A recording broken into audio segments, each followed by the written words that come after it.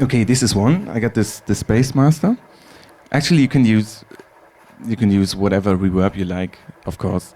But I prefer the Space Master because it has this really long reverb time. As you hear, it's still going, still going, still going, still going. And I can go down with diffusion.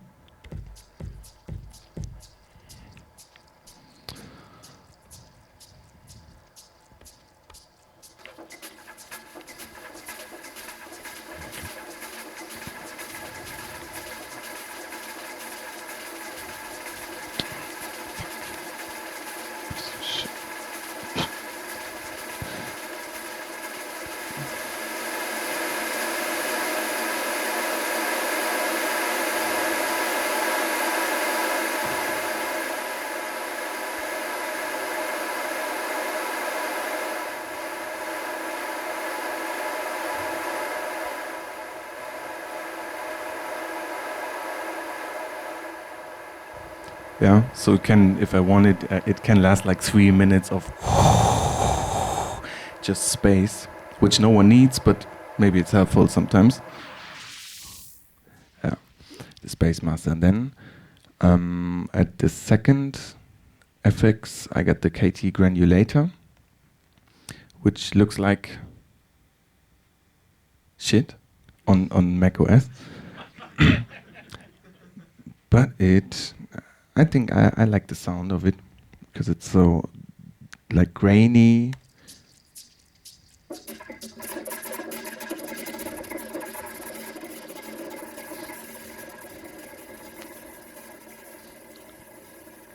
Grainy stuff, also sidechain controlled, and through that it just fits in the groove better.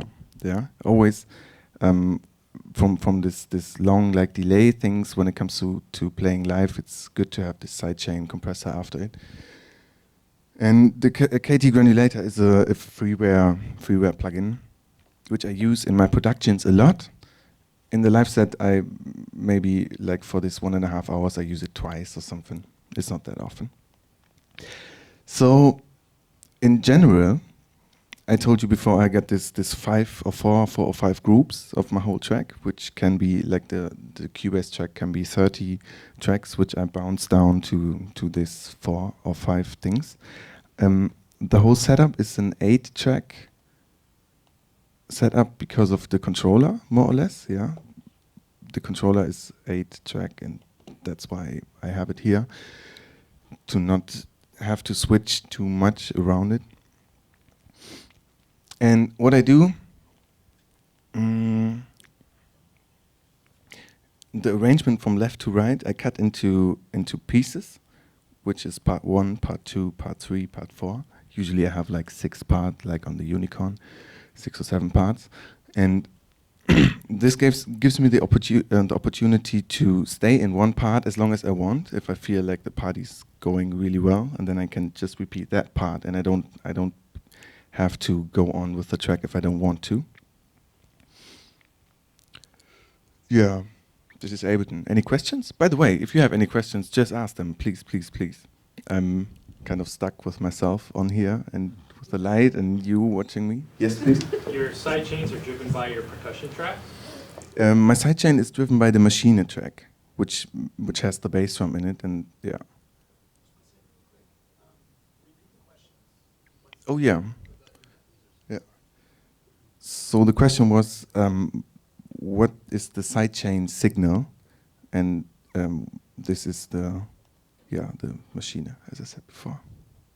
Sorry, I'm a little bit tired.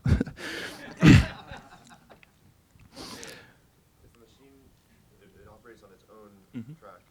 Yeah. It plays internal sequences. No, the question was if the Maschine has its own track. It's track number 8. Yeah. And in the Maschine, I have the different sounds, like the bass drum. 2 claps for that one. A little bit different. A hi-hat and a ride.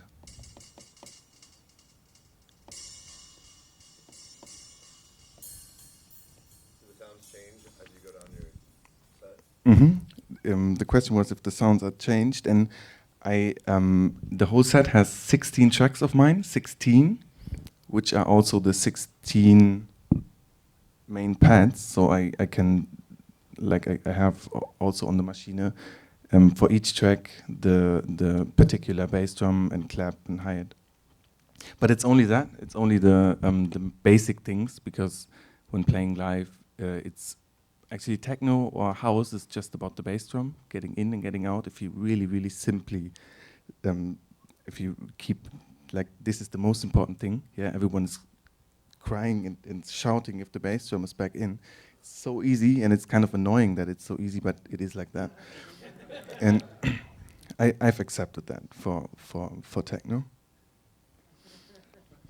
So yeah, it's 16 tracks I can play. I don't play every track every time I do, you know.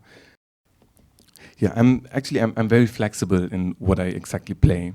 So I can, if the DJ in front of me is doing like 135 BPM, then I have the more techno-ish ones which I can start from, and then I go down, back again, and yeah, maybe it's interesting which algorithm I use, because I'm only working with the repitch algorithm in Ableton, because there I'm flexible when it comes to tempo, and it's working like an old school sampler. So I got this.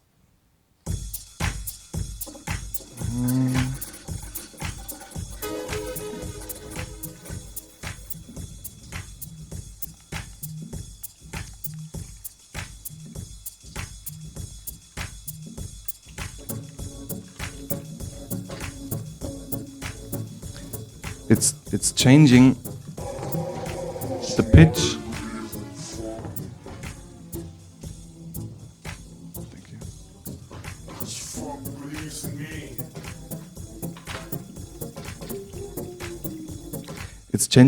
It's changing the pitch, but I'm flexible, and this is more important, and it sounds good. I think the repitch algorithm is the only one which sounds really good in Ableton.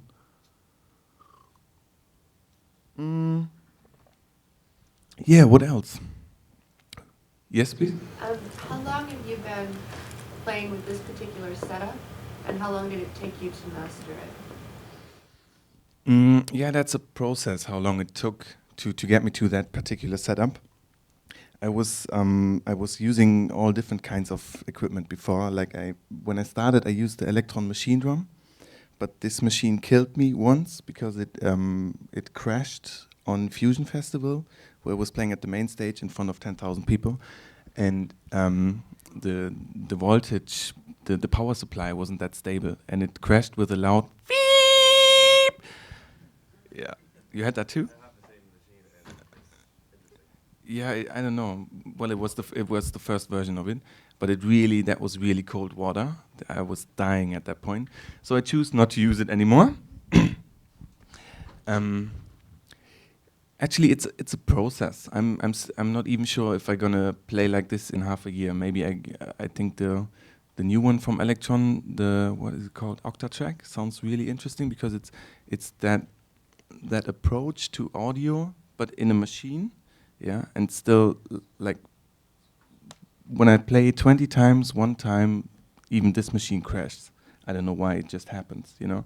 And then I need like 5 minutes to reboot it again, and this is really not the best thing what can happen to you. So it's a process, and if you see, like, this is version 21 right now. This is my left at 21. Questions? Yes. So your compression, do you have a particular settings for like attack and ratio that you feel really make your kick and sub bass? Mm-hmm. The compression settings. If you want to use it by sidechain for the bass drum, then I always go attack 0.01 milliseconds, and the release. Usually, like if you go just from the musical point of view, then it would be around about 200 milliseconds, because 200 milliseconds are an eighth of a quarter, like the half of a quarter, more or less. But I feel this compressor this compressor is good at 29 milliseconds. I have no idea, I have no clue why it is like that. But if we check this out.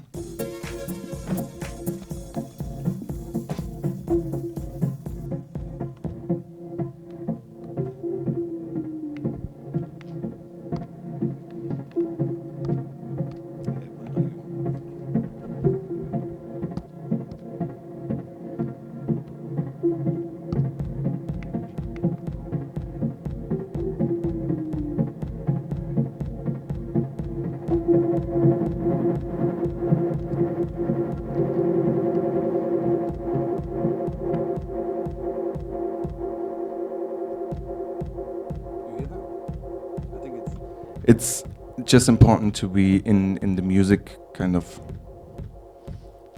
It's not like there's one setting which you have to use. Just use your ears for that.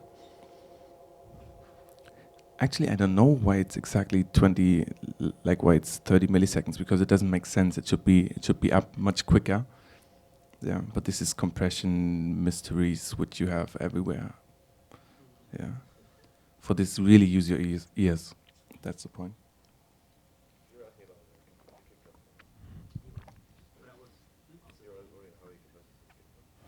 You're kind of the kick with the sub bass. He's asking how do you compress your kick and bass to make them sound? How I compress my kick and bass. Yeah, I think I will talk about this when I switch on Cubase and when I start to do some new stuff. Sorry. Ableton. I have a question. Does the sequence from Machine, is the sequence of the kick drum actually being played back from Machine? From so Machine. When you hit play, there's some kind of grid in Machine? This the Machine has its own sequencer in it, which is actually programmed like an MPC, like really archive style drum machine programming, which I really like because I know how to do it and it's really fast and it can be like on the fly.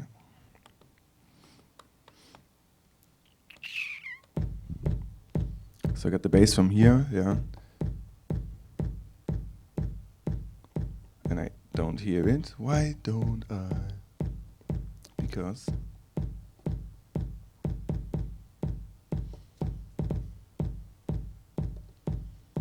so that's all just in the Machine, yeah.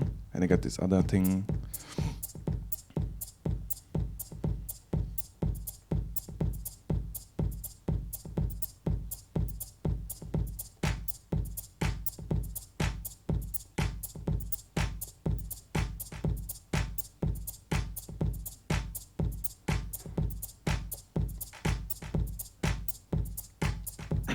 So it's kind of a closed system itself, works just for itself, and it's programmed to my live set. In the way which I programmed it in the track itself before, but it's just clack, so it's not that tricky. Yeah. Yeah, perfect. And you change the patches manually for each song? So you say, okay, I want to go to the next beat. Can you click the button? When I'm finished with like the first track, then I have it's kind of important that you name them right, because when I'm drunk, then I'm not too sure what I'm exactly doing. So it's good to see where to go, you know. So I'm starting with Blagger, and the next one would be Funk With Me. So I'm just having Funk With Me down here, and I switch back there, and then it's loading other samples, and that's working pretty good. Yeah, and also the Machine controller, you can, when it's running, you can just put it up offline. Doesn't do anything. Sorry.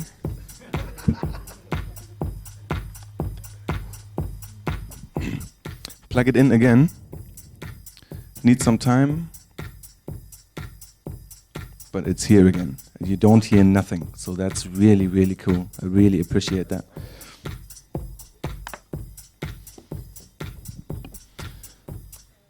Yeah.